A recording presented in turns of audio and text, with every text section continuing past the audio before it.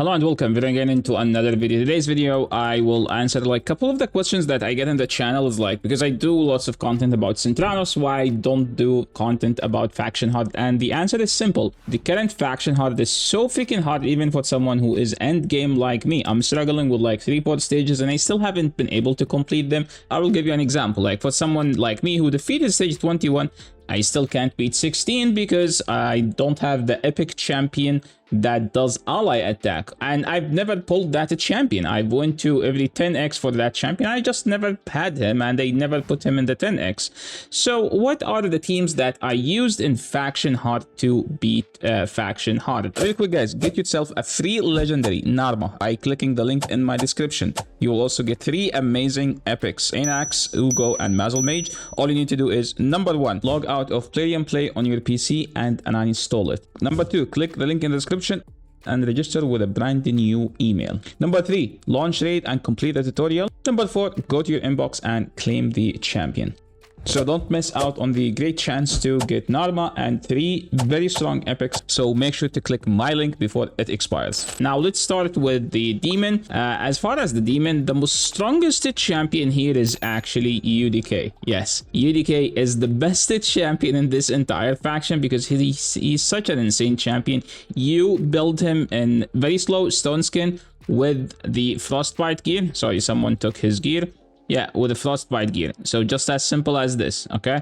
Why the okay, 6 pieces. I have him in 7 pieces of stone skin. So he's gonna have 2 turns stone skin and the frostbite. What does frostbite do? It's simply so he can have 15% chance to freeze whoever is attacking him. And trust me, it comes so clutch.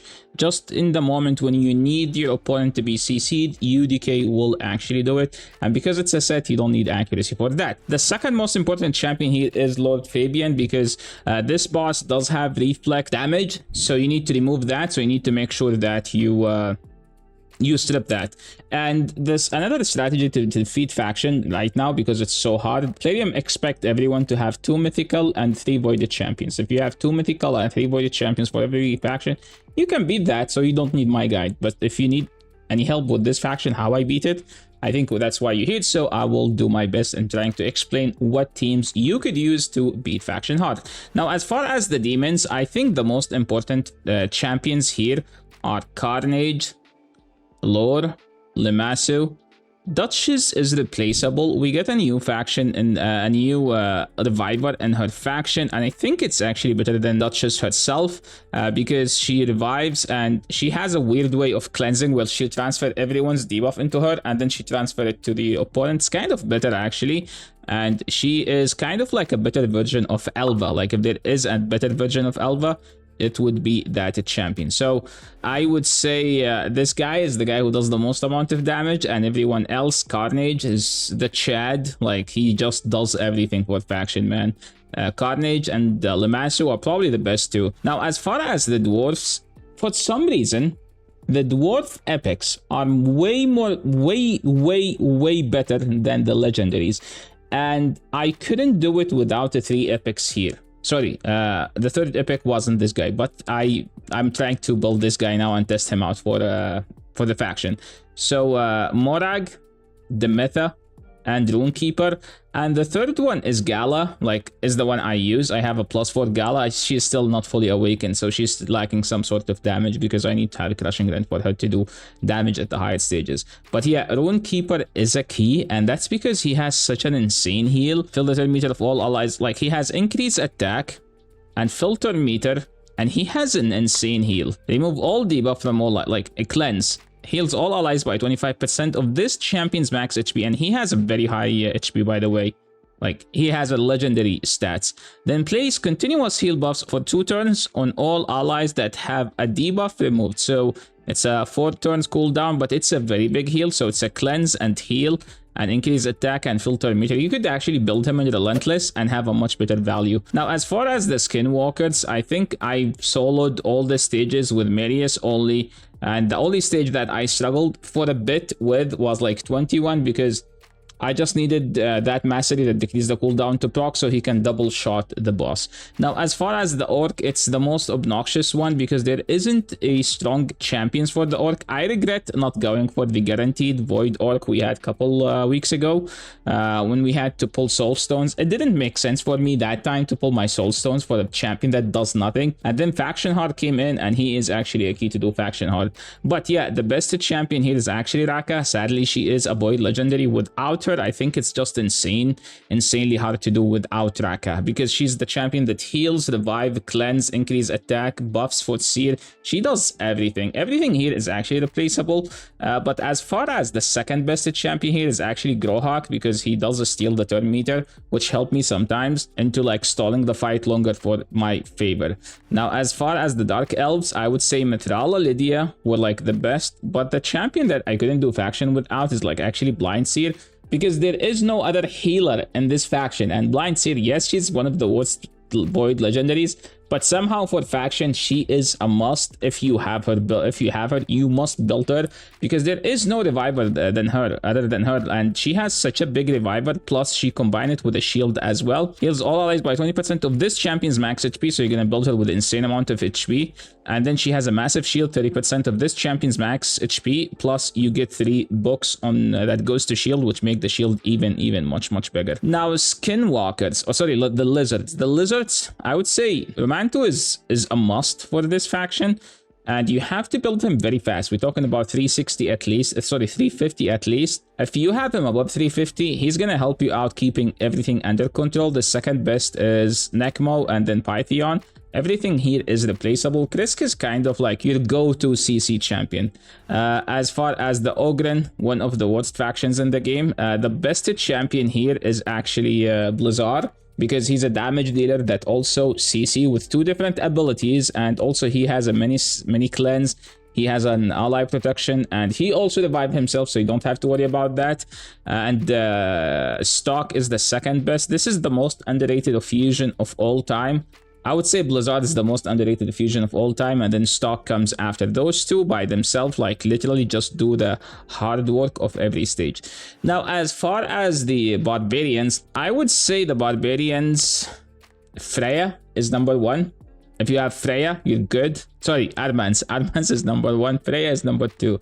Now, I have the faction unity champion. I think this guy is the worst faction unity champion, but he does something good, which is he does this thing where he increase attack, increase accuracy on all allies. And then if you have 3, he's going to give instant turn to the high crit damage guy. So every time he uses his A3, Thor is going to get a turn and he is going to smack. Now, moving into the next one, I just recently pulled this, as you will see in the video, the previous short video. I actually finished it without him. I did not need him. I just used Sir Neck in his place, or Shemel. It depends on the stage. So it's always Shemel. I think I did most of the stages with Shemel here. But the most important champ here is Lady Noelle. You guys know how much I love this champion and how many guides so far I've done about her. She is one of the best, and she is the champion that carries hard, like insanely hard. She CCs, she revives, she heals, she blocks debuffs, she increases speed. Whatever you want, she has it. I think Cardiel is like, you know, does Cardiel stuff. Now, I still haven't finished the banner. Those are the banner lords, right? And because, as you can see, my team, it's just not good enough for faction. I still need to defeat 2 more stages, and the problem is they are just too difficult, and I need a strip champion to do it, because I don't have a Marichka to tank all the damage, and that's where like why Marichka is such an insane champion. Now, as far as Shadowkin, I brutal forced it with my free-to-play champions. As you can see, free-to-play Toshiro, 6-star Awakened, free-to-play Mikage. Ninja actually did some good damage. Mishinaki helps with putting some debuffs on the opponent, and basically when I get to the boss, Toshiro did 70% of the boss's health in 1 hit, and then ally attack finished the fight.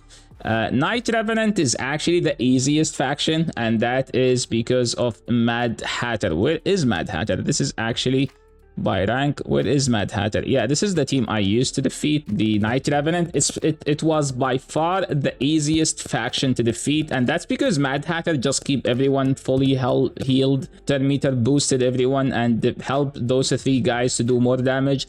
And Queen Ancora, she's just a queen, man. The High Elves is like the one you would never expect. The champion that is the most important here is not Arbiter or Galatir, that is 6-star Awakened. It's actually Aislinn. Because again, similar to the Dark Elves, the High Elves have the same problem with like, you need a healer. You need a healer, a dedicated healer, and the only healer that you have in this faction, Arbiter does not heal enough because this is such a... Wait. Heals all allies, place increase, and buff increase attack on all allies for 2 seconds, and fill the turn meter. Heals all allies by 50 if they have less than... Oh, now I remember why she wasn't fully healing everyone, because it's a conditional heal. Yeah, I'm sure the Arbiter has a heal, but yeah, Arbiter's heal wasn't enough, okay? Aislinn was the key for me to progress. I could not move past the stage 14, the boss. The second boss, I could not fight the boss because the problem with Galatir is that all of his abilities are AoE. So every time he AoE, the boss uses A1 and like kill my nukkets. So I needed a champion that does not trigger the boss's ability and can heal. And the only champion in the faction that was able to do that was actually Aislinn. He is the key, and you actually have to build him because his passive, basically whenever this champion is attacked, heals themselves by 1% of each 500 defense this champion has. Heals all other allies under ally protection, so they have to be under ally protection, so you can build him in reflex set, so you can keep this one up all the time once you book him. Undead, we're just gonna go and talk about it. Sylvan Watchers, I haven't beat it because I don't have any legendary that does damage. But for Sylvan Watchers, I'm using Elva, the fusion that has increased attack and turn meter booster plus decreased attack and decreased turn meter, and 2 Mistrider Daithi. Yeah, that's how I beat it. So yeah, that's pretty much it for the video. I'm gonna leave you guys watch this fight right here. So if you need any advice with any content in the game, please leave in the comment section below. I will be glad to answer all of those. And if you want a dedicated video for each faction, also please let me know. Okay, we take suggestions here on this channel. And yeah, thanks so much for watching. I will catch you all in the next video. In the meantime, you can enjoy this the Undead fight, watching these free-to-play champions trying to defeat stage 21. Peace.